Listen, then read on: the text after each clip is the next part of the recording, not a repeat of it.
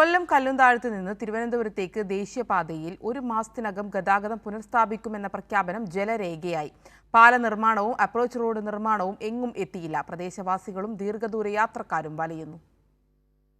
പാല നിർമ്മാണത്തിനായി കല്ലുംതാഴത്ത് നിന്ന് ഐത്തിലേക്കുള്ള പ്രധാന റോഡ് അടച്ച് 5 മാസം പിന്നിട്ടിട്ടും നിർമ്മാണം എങ്ങും എത്തിയില്ല. ഡിവൈഎഫ്ഐ പ്രതിഷേധവുമായി രംഗത്തെത്തിയതോടെ കഴിഞ്ഞ മാസം ജില്ലാ ഭരണകൂടം ദേശീയപാത അതോറിറ്റി നിർമ്മാണ കമ്പനി അധികൃതരുമായൊക്കെ ചർച്ച നടത്തി. 1 മാസത്തിനുള്ളിൽ നിർമ്മാണം പൂർത്തീകരിച്ച് ഗതാഗതം പുനഃസ്ഥാപിക്കുമെന്ന് പ്രഖ്യാപിച്ചു. പക്ഷേ നടപ്പായില്ല. നമ്മുടെ പരാതി ഇത് റോഡ് ഇവിടെ എല്ലാം ബ്ലോക്ക് ചെയ്ത് വെച്ചിരിക്കുന്നു. അത് പക്ഷേ ചെറുതായിട്ടെങ്കിലും ഒന്ന് വിടണമായിരുന്നു ഈ വഴിയുള്ളത്. അപ്പോൾ ഈ അടുത്തുള്ളതൊക്കെ പെട്ടെന്ന് പോയി വരികയും ഇതിപ്പോൾ എന്ന് പറഞ്ഞാൽ ഇങ്ങനെ ചുറ്റി വരണം, ഒരുപാട് ചുറ്റി കറങ്ങി വരേണ്ടി വരുന്നുണ്ട്. 1 മാസം കൊണ്ടൊന്നും ഇത് നടക്കുന്ന ഒരു ലക്ഷണം ഇതിനകത്തില്ല. 23-ാം തീയതി തീരുമെന്ന് പറഞ്ഞ് 23-ാം തീയതി കഴിഞ്ഞ് ഈ മാസം കഴിഞ്ഞ് ജൂലൈ തുടങ്ങുക. ഇതുവരെ ഈ സ്കൂൾ പിള്ളേർക്ക് പോകുന്നതിൻ്റെ ബുദ്ധിമുട്ട് 6 ട്രെയിനാണ് ഇവിടെ.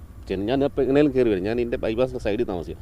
ഒന്നാമത്തെ കാര്യം എന്താ, ഈ റോഡിന് ഈ സർവീസ് റോഡില്ല. ഇവിടെ വന്നു കഴിഞ്ഞാൽ പിന്നെ പറന്നിറങ്ങേണ്ട അവസ്ഥയപ്പോൾ.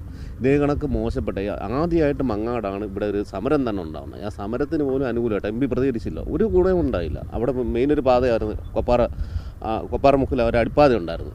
അടിപ്പാത അടഞ്ഞു. ഒരു സർവീസ് റോഡിലെ 8 ബസ്സുകൾ അതുവഴി പോകുന്നത്, പ്രാക്കുളം വഴി വന്ന് അതെല്ലാം അടഞ്ഞ്. ഇതോടെ ഇത്രയും ബുദ്ധിമുട്ടുണ്ടാക്കിയ ഒരു സംവിധാനം വേറെ ഇല്ല. ജനങ്ങൾക്ക് പോകാനൊരു വഴിയില്ല. എത്ര സമരം നടന്നു, ഒരു പ്രയോജനം ഉണ്ടായില്ല.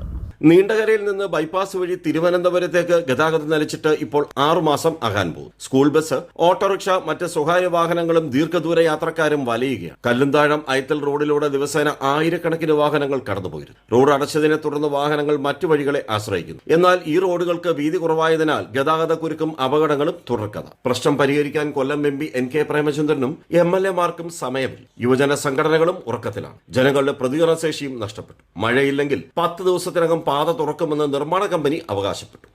ദേശീയപാതയും ഒപ്പം തന്നെ ജില്ലാ ഭരണകൂടവും പറഞ്ഞത് അടുത്ത 1 മാസത്തിനുള്ളിൽ ഈ പാത തുറക്കും, ഇവിടെ എല്ലാ പ്രശ്നങ്ങളും തീരും, ഗതാഗതം പുനഃസ്ഥാപിക്കും എന്നൊക്കെയാണ് പറഞ്ഞത്. പക്ഷേ എവിടെ? ഇനിയും 10 ദിവസത്തിലധികം വേണമെന്ന് NHA പറയുന്നു. പക്ഷേ 10 അല്ല, ഇനി 1 മാസമായാലും വർക്ക് തീരാത്ത സ്ഥിതി. അത്ര മന്ദഗതിയിലാണ് കാര്യങ്ങളുടെ പോക്ക്. ക്യാമറാമാൻ രാഹുൽ ചന്ദ്രനൊപ്പം രാജ്കുമാർ.